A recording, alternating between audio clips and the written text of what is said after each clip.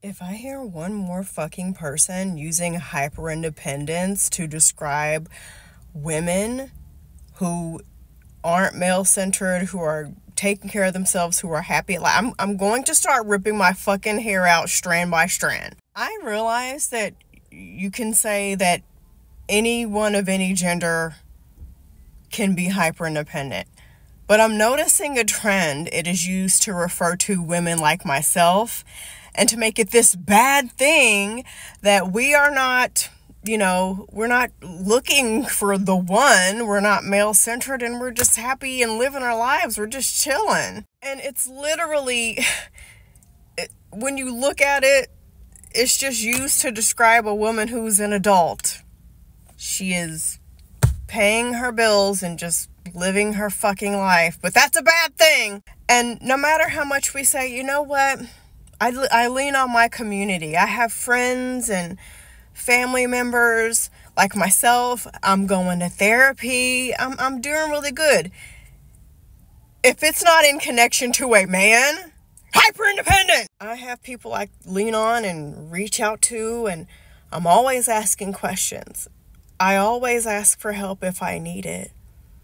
But because I'm not leaning on a man and asking for a man's help and being soft and fucking feminine, I'm this problem that needs to be solved. It's a trauma response. And I'm going to tell you to go fuck yourself and tell you that it's actually wisdom, because I've learned my lesson with a lot of these men. And it's just honestly not worth it.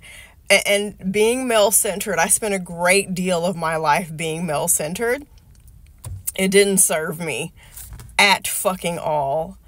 So now, and I'm sure there are women who hate men and who fucking don't want another relationship for as long as they live. Good on them. That is okay. Like, I wish...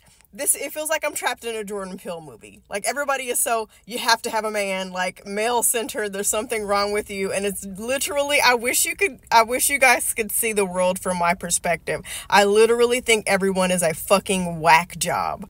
People can't wrap their mind around the fact that relationships are optional. Who could imagine? I have loving, meaningful relationships that have nothing to do with men. But I guess that's fucking wrong. Nobody's gonna believe that I'm happy until I get a fucking boyfriend. I swear to God, if I ever get a boyfriend and I soft launch that shit on this app, I shit you not, save this post, favorite this post to refer back to it. You will see people in the comments, oh, it's nice to see you happy. You finally found love. This is beautiful. It's nice to see you really enjoying life. Oh, you deserve this. People who didn't even comment on my shit prior. You mark my fucking words. And they're going to ignore the fact that I was happy before this person, that I lived a full life before this person, and that I was doing just fine regardless of whether or not the person showed up. I even saw a video today of a woman saying that hyper-independent women attract narcissists. I wasn't who I am now when I met my abusive ex-husband. I was quite the opposite. He saw someone he could take advantage of, and he took that shit. Now, don't get me wrong.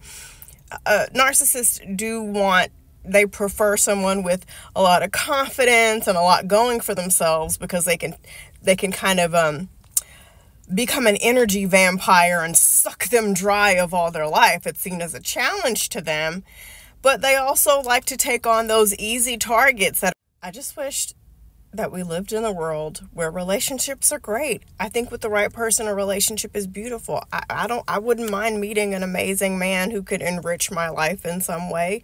That would be fucking awesome. But I wish we lived in a world where it wasn't just like, you mean nothing unless you have a relationship. You have a mental health issue if you don't have a relationship with a man. Your value is zero unless you have a man. It is like killing me.